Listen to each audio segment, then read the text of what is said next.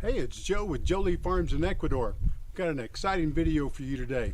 We've had so many questions about buying real estate in Ecuador that we decided to have our friend Nick Vasey of Instacasa come back and do another interview.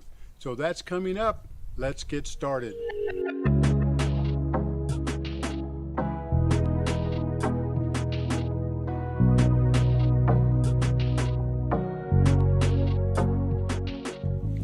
Hey, welcome back to the channel. Glad you're here today.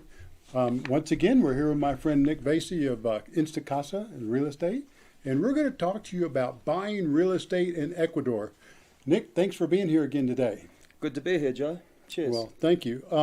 So we got a lot of questions from our video last time, and I've had a lot of people who have come here to my home and asked a lot of questions about real estate.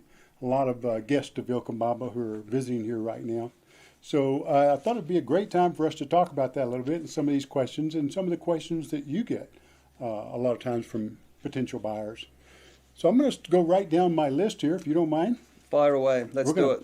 Pick your brain till there's nothing left. Let's see how we go. Okay. So can a foreigner buy real estate in Ecuador? Extranjero, I guess we call it, huh? Extranjeros? Extranjero. Yeah, we can basically, absolutely, yes. A foreigner can purchase real estate in Ecuador just on the basis of their passport ID. They do not even need any kind of visa at all, actually. Whether it's a residency visa or a temporary visa. Usually, obviously, they have some kind of visa because they're here, and they're probably, as we discussed last time, buying sight unseen is generally not such a great idea because of how different many things are here in Ecuador. But yeah, just with a passport from whichever country you're coming from, you should be able to effect a property purchase here in Ecuador. Fantastic. And we're examples of that. I bought here before we were actually had our visa. And you can also buy a CD here. Yeah, that's another option as part of the investment. The different categories of visas here, you have investment visas, you have retirement visas, you have a business or what's called a business visa, and there's also a professional visa, which is based on academic qualifications. But as part of the investment visa, the real estate purchase is one of the options in the subcategories within that visa, as well as a cash deposit or a certificate of deposit, I should say. Yeah. So a foreigner could get a visa then if they bought a piece of property and use that property as their investment in Ecuador? Absolutely, yeah. That's in fact, in the majority of cases, I would say it's probably about an even split in our experience with respect to the kind of people that are coming down here. Oftentimes they're using the retirement visa because they're over 65 and they're receiving their pension from whichever country they're coming from. But if they're not at pension age, and there's obviously a lot of those people as well, then typically the CD or the real estate purchase is the most common way of people gaining permanent residency here. The CD is sometimes used by people who are a little more well-heeled financially because it gives them the freedom to be able to sell the property without going through a process of removing the guarantee to the state of their residency from that prior to selling the property. So, yeah, different strokes for different folks, basically. Absolutely. So coming from Texas, when we bought real estate in Texas, it's a little bit different than how we buy real estate here. Can you describe the real estate buying process here? The real estate buying process is run out of Loja, which is the nearby city to Vilcabamba. It is run basically through two government entities and then a pseudo-government entity. So that would be the Municipio, which is the municipal authority of Loja, and then also we have to check in for some due diligence aspects with the property register to make sure the title is clean and free of any encumbrances, and all of that gets channeled through whatever notary the parties have agreed to use, the notary office, which is the legal office which works hand in glove with the government offices to ensure that everything is as it should be, clean and above board. Notaries are king here, by the way. They're Yeah. even more important than lawyers sometimes. And essentially, we've done that process for so long, 15 years running around in there, getting to know all sorts of people for all sorts of things. And we typically run that process for both the buyer and the seller, simply because it's easiest for us to say to whichever party at whichever time what we need from them, when we need them to show up. And typically they only have to show up once. And that's that's at the end of the transaction when it's time to settle, and they both parties basically at that point sign in the notary, and and that's the end of the deal essentially. So, as a precursor to that, we have to go through the property register to do the due diligence there and make sure the title is clean, and then we have to submit a whole bunch of paperwork as well as an authorization form from the buyer and the seller through the Municipio of Loja, so that they can then dot their I's and cross their T's and make sure that they're happy with everything, all the aspects of the transaction as well. Then it comes back to the notary for settlement. Perfect. So, not to cheat you out of business, Nick, but do people need a realtor to buy land here? The short answer to that question is no. You do not need to use a realtor to purchase property in and around Vilcabamba or in Ecuador per se. You can buy direct from the owner, but as we covered in our last interview, there are many tips, tricks, and traps, and those tips, tricks, and traps exist even if you're dealing with somebody who's straight up and above board. But here, oftentimes, you're going to be dealing with some unscrupulous people and potentially some outright criminal elements out with of the vendor themselves, and how they might be misrepresenting the property. So there is a lot of due diligence stuff that can be undertaken, or that is undertaken by us, and essentially one of the most important things we have to offer is 15 years of experience here. We know the histories of properties. We might even have sold that property before, or know someone else who sold it before. We certainly will know who lived in that property and what kind of issues they had, and those issues might not be something that people would immediately think of, and they might be seasonal issues. They might be to do with bad neighbours. There are many things that newcomers here aren't necessarily going to think of, that we are going to be able to give them a heads up on.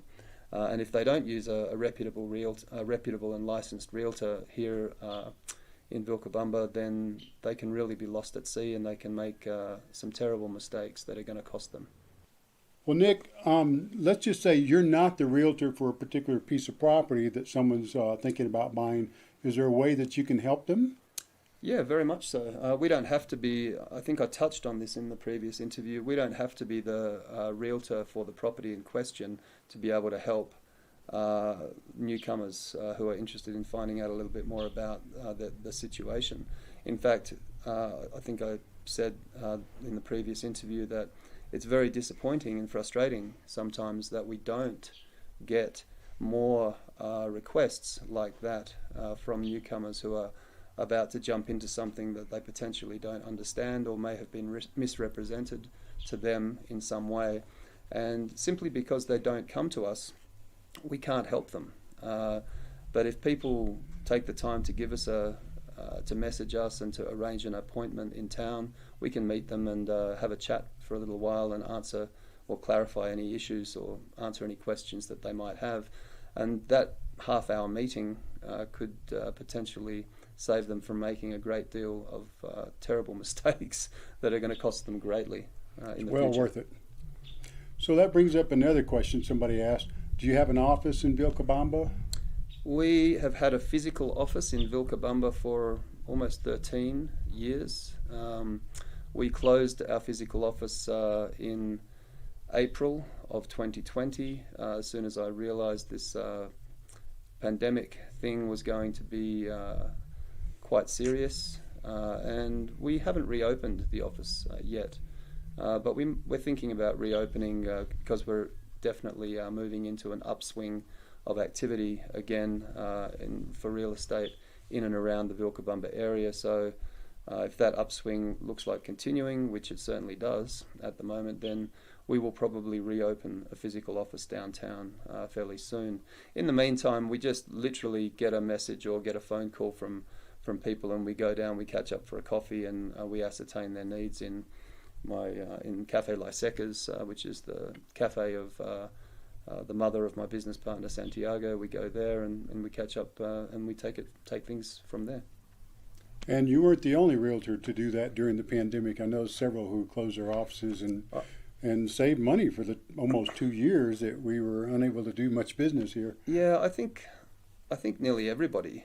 I don't think there was really a functional real estate office that was trying to operate throughout the larger part of the pandemic, because it just became a little bit depressing to be walking around watching everyone with the masks and the scurrying around in fear and all that sort of thing. So I stayed mostly up at my house and did my fitness training and looked after my animals and took it easy for a while the rest of the world came out of the madness, basically.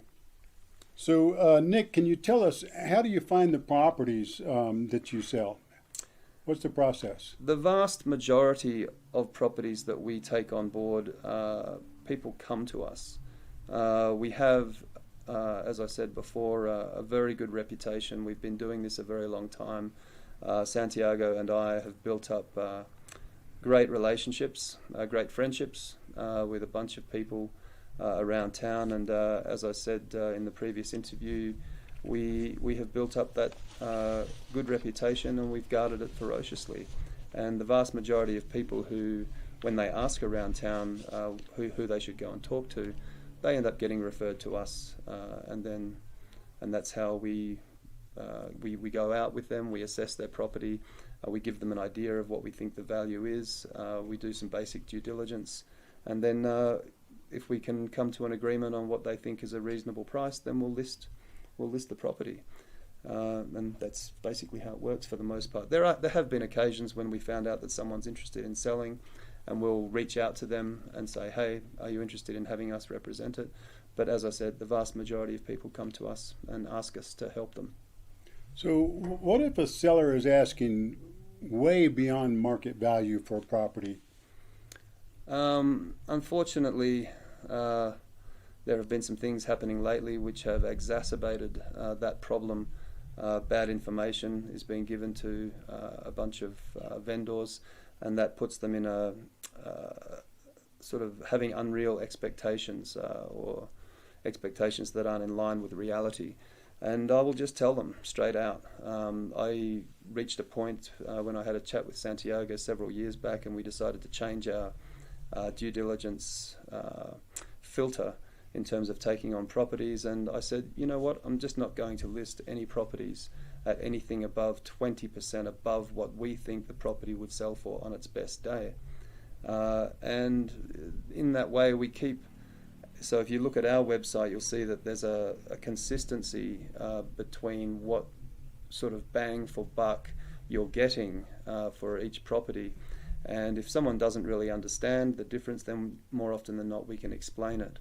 But if you look across whatever websites or whatever listings are out there online, and you see some wildly variant, a lack of consistency in the pricing, that's something that's very annoying for us, because we then have to try to explain those shortcomings to the person that's walked into our office and say, you know, this your pricing, just because someone else is asking for this amount of money and some other inexperienced realtor has decided to list at that price, does not mean that your property is worth this. So we have to upset some people. Sometimes we have to upset some people, but that's life. You know, that's people are either going to live in reality or not, and we try to help them live in reality. You probably don't know this, but I was a licensed realtor in Texas at one time, and I just had the same kind of policy. I'm not going to accept a listing that's way over market value, because it's a waste of my time and a waste of their time. Yeah. And they're only going to be anxious because you haven't shown the property but people aren't going to come and look if it's way overpriced. Yeah, it just ends up being, like you said, that's a perfect way of explaining. It's a waste of time. Typically, those people who've overpriced their properties, and I've told them, no, I'm not going to list the property at that price. They keep it there, maybe with another realtor, and it stays there for 6 months or a year, and then they eventually come back into my office and they say, "Oh, seems like you were right. We didn't get any offers or even any people coming out to look at it." So it comes around, but meanwhile, a waste of time. So Nick, I've had this question asked of me several times, and I didn't know the answer to this. But can you tell us what is a promesa de compraventa? A promesa de compraventa literally translates to a promise to buy and sell in respect to the property that's of interest at that moment. So it's a document which essentially outlines all of the salient aspects of the deal, which will typically include all the property description, the boundaries, the area of the property, what's on the property, all of that sort of detail, as well as the price and the settlement period and the method of payment and all of that kind of stuff, so that everything is clearly delineated at that stage of the buyer and the seller both signing that document, and at the signing of that document typically is when the deposit is paid as well. So at that point, everything is clearly agreed, there's some earnest money down, and then you move forward with the rest of the transaction through the settlement period. Is there a particular amount for earnest money, a percentage, or? The deposit is very much up to the deposit will also depend on the kind of settlement period that's agreed. The settlement period is typically, for a normal property, about 30 days, but it can be up to 90 days for larger priced, for more high value property. Okay, so then a typical deposit or earnest money would be 10% or sometimes not at all. Yeah, the standard transaction would basically be a 10% deposit followed by a month settlement period. But that settlement period can vary and it varies depending on the value of the property, the ability of the buyer to fulfill in whatever time period based on their circumstances, and also the deposit can be reliant on what the owner of the property wants as a deposit. So it's really if the owner of the property says, "Look, I want a 20% deposit," then they want a 20% and deposit. that's what it is, yeah. Okay, so once you've settled on a property and they've accepted your offer, so to speak, how long does it take that property to then close? Okay, from the date of settlement, which is the date of signing in the notary and the exchange of the remaining settlement funds, typically it is about, give or take, about 2 weeks. So usually within 2 weeks of the property deal actually settling, the new owner will have the newly minted escritura, which is the deed, in their hands, and then they're good to go. They can use that deed for their electricity hookup if that's necessary, or for whatever other things they need to get organised in respect of the property. They have the deed in their hands and they can move forward with that. So in this closing process, who pays for that? The owner, the buyer, the seller? Or? In the process, as I described earlier, for the process in Loja, involves the municipio, it involves the property register, and it involves notaries. The owner of the property, the vendor of the property, is responsible for all the costs to ensure a clear title, such that it's free of all encumbrances and it's ready for a free and easy transfer to the buyer. The buyer is responsible for all of the costs thereafter. Typically, many of those costs are known here as the alcabalas, which are the closing costs, and the buyer is responsible for all of those costs. Very good. Are there different types of titles here for different types of properties, or? The vast majority of our work is done on the basis of the formal title for the property, the deed, which is the escritura. There are other forms of ownership here. One of them would be derechos y acciones, which is rights and actions, and another one would be derechos posesorios. And both of those kinds of ownership documents come about usually by way of familial inheritance. You can work with those properties, but for example, you can't use derechos y acciones or derechos posesorios for a residency visa application. You can transform both of those other forms of ownership into a formal escritura. It's a judicial process. It takes usually 12 to 18 months, and then you'll end up with a formal escritura deed document. But it's not necessary. It's only necessary if you really want to do that, and if in the future you think you're going to be more comfortable selling that property to a newcomer, or indeed if you decided that you did want to use that method to get your residency visa, you would absolutely have to convert those other forms of ownership into an official deed, escritura. Very good.